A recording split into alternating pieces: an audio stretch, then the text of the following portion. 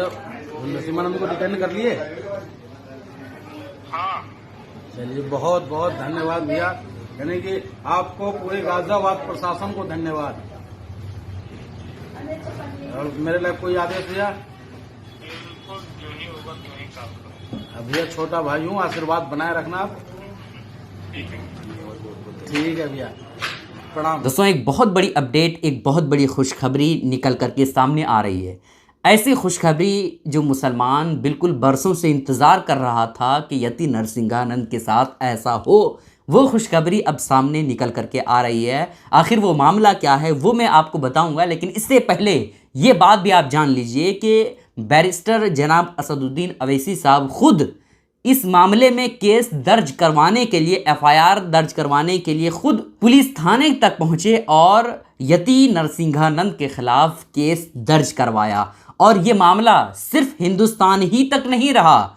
जो यति नरसिंहानंद ने हुजूर अलैहिस्सलाम की शान में गुस्ताखी की, वो बिल्कुल अब इंटरनेशनल बन चुका है।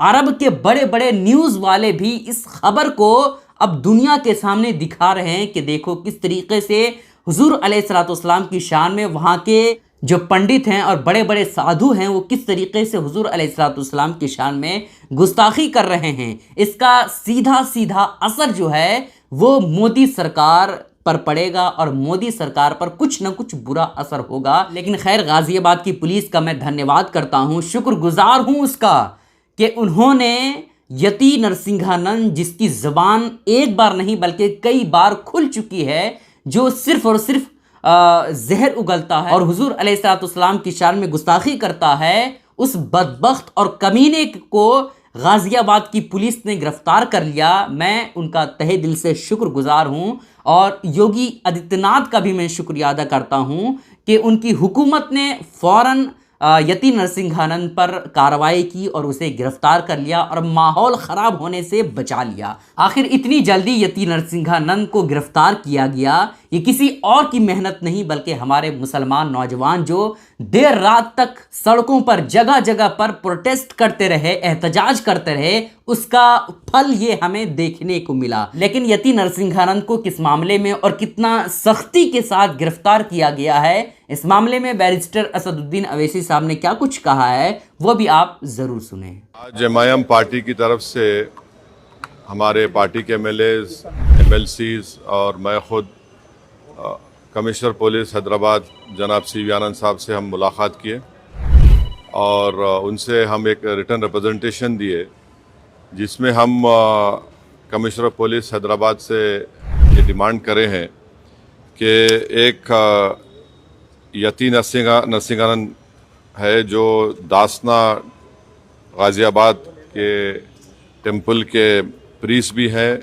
वहाँ पे रहते भी हैं। उन्होंने अपने एक वीडियो में, एक स्पीच में उन्होंने prophet Muhammad peace be upon him सल्लल्लाहु अलैहि वसल्लम के बारे में बकवास और अनाप शनाप और डिरोगेटरी और ऑब्नॉक्शियस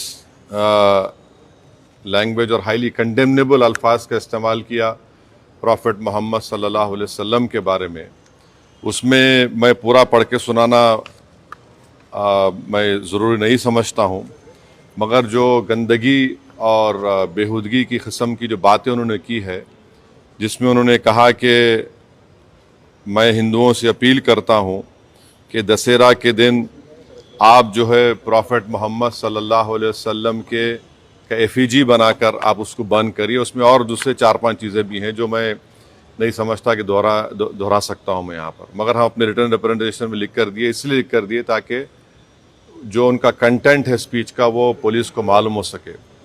आप लोग जानते हैं कि ये यति नरसिंहानंद इससे पहले भी हेट स्पीच में अरेस्ट हुए, जेल को गए और उनका एक बेल का कंडीशन ये भी है कि वो दोबारा इस तरह की बकवास नहीं करेंगे। तो हमारा फर्स्ट डिमांड ये है कि उनकी बेल को कैंसिल किया जाए। सिर्फ केस रजिस्टर नहीं होना चाहिए बल्कि उनको अरेस्ट होना चाहिए।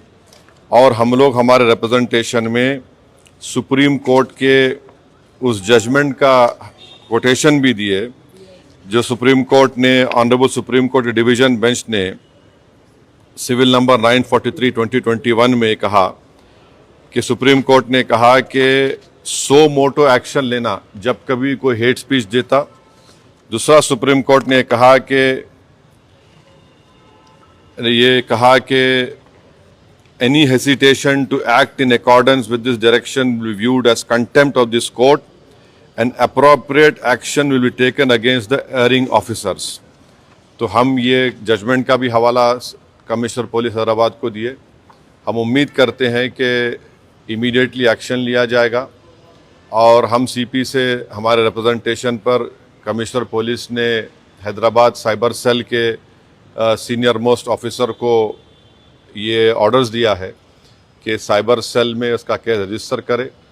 और हम उनसे ये भी रिक्वेस्ट की है कि जितने सोशल मीडिया प्लेटफॉर्म पर ये जो बकवास और बेहूदगी और जो गंदगी की ज़बान इस शख्स ने इस्तेमाल की है हमारे रसूल सल्लल्लाहु अलैहि वसल्लम के ख़िलाफ़, उसको हटाया जाए। तो उन्होंने कहा कि वो सोशल मीडिया प्लेटफॉर्म को भी वहाँ पर जो उनका प्रोसीजर है उसके तहत उनको बताएंगे, चाहे वो यूट्यूब हो, जो भी फेसबुक हो, जो भी सोशल मीडिया हो, ताकि हम ये नहीं चाहते कि इनकी ये गंदगी की अल्फाज लोग सुनकर उनको एक जहनी और क़ल्बी तकलीफ़ भी हो रही है।